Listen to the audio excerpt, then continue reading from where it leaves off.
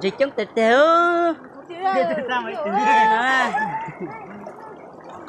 này này cha mày có thể chịu mua luôn luôn nè chưa ô nó tích chọn nó chỉ một bớt xa này đó cho nó nè cho nó máu ăn tệ tệ cho nó giờ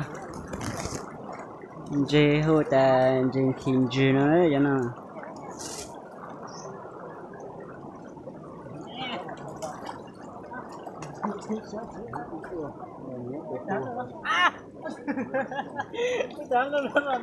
buồn à gì đó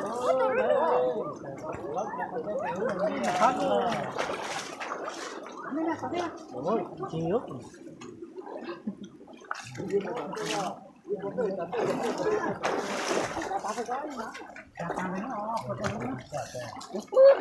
cho nó sản gì là gì cha lấy à mất chết cho lấy mà ôi mày cứ chỉ mua cho nó đi lò mua nè mua ít hơn là nhất đâu tôi mua làm tần tàu nữa với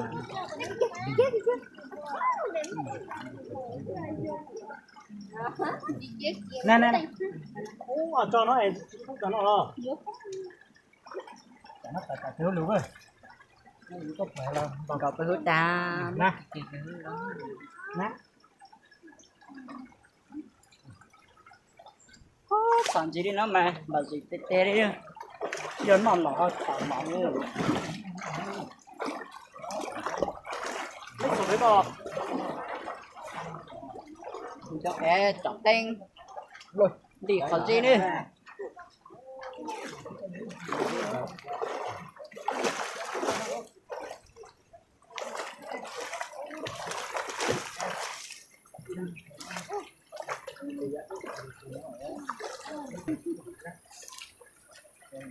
sẽ là bỏ chưa ra thử xíu mẹ giờ mình cà phê thế nào nè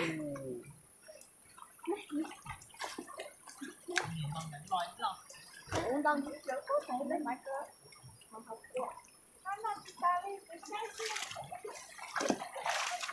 còn gì nữa nó mà là gì kế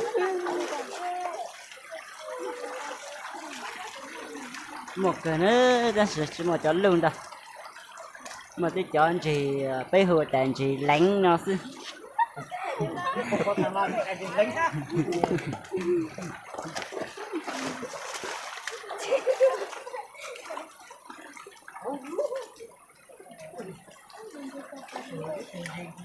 đúng được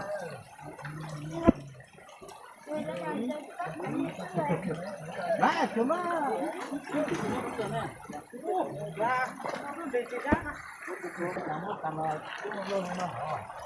nó chỉ trả đấy à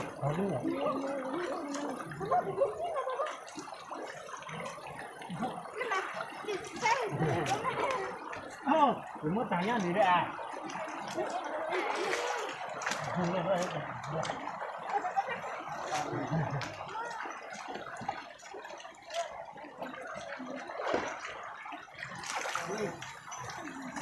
cái một tao là cái không thấy mấy cái gót chẳng đông cái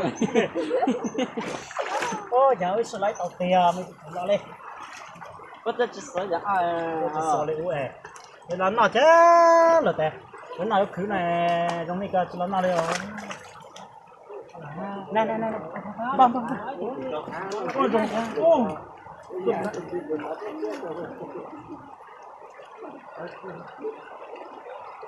ok dính nữa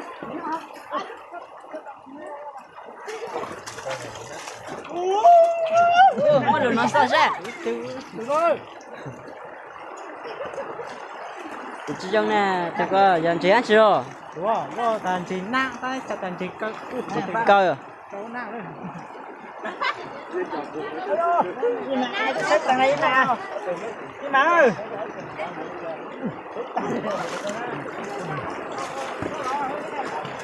tiêu coi có tay nè cho mất chủ hết rồi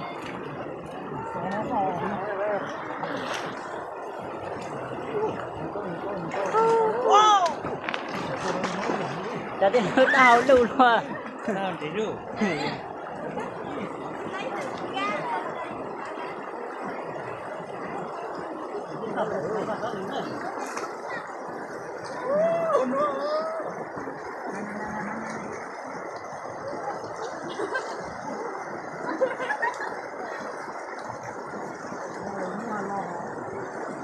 Đúng rồi. Chín mùa à? À, xe. Ôi da, muốn làm tàu thôi, cháu nổi.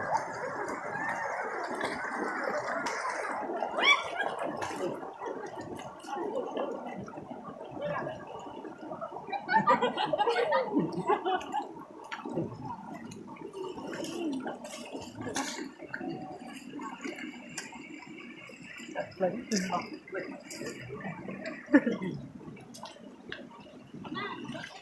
Có ý tưởng được không quá. Khó,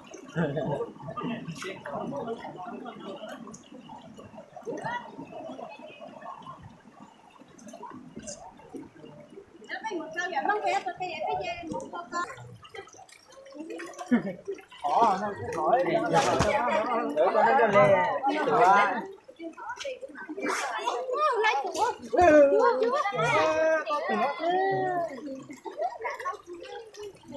Chị kê chị hỏi chứ kìa.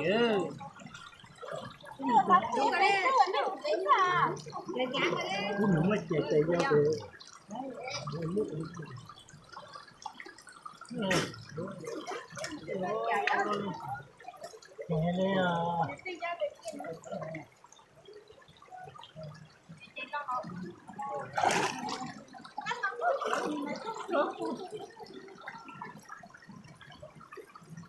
Ai chịu Nó sao rồi? Gì nó cứ. Còn nó lè lắm. Chỉ từ nó chỉ tệ. Không một giờ thôi chứ, giờ thì cái mà là cái chủ đó. cho mà nhau cái lấy trà.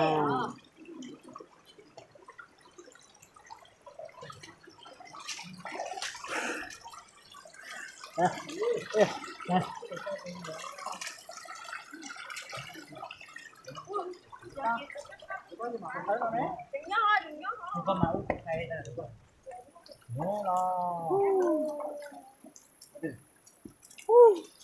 Người ta mình muốn làm đâu bỏ lên nó nhé.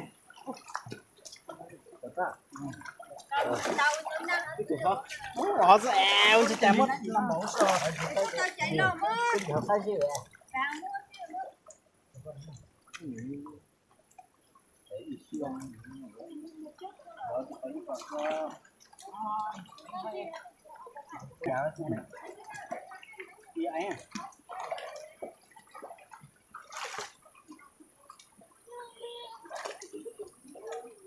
Mấy tí lần.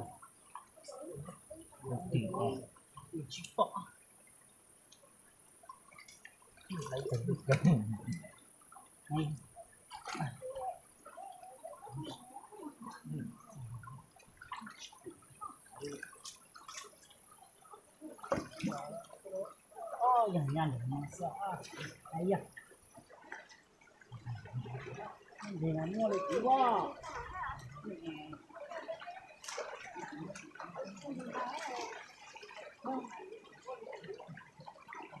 Không bảo tí à? Có rồi.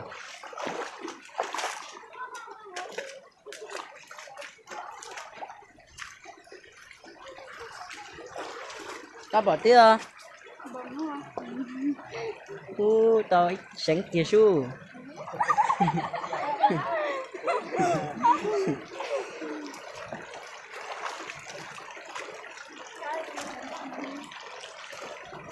đó xí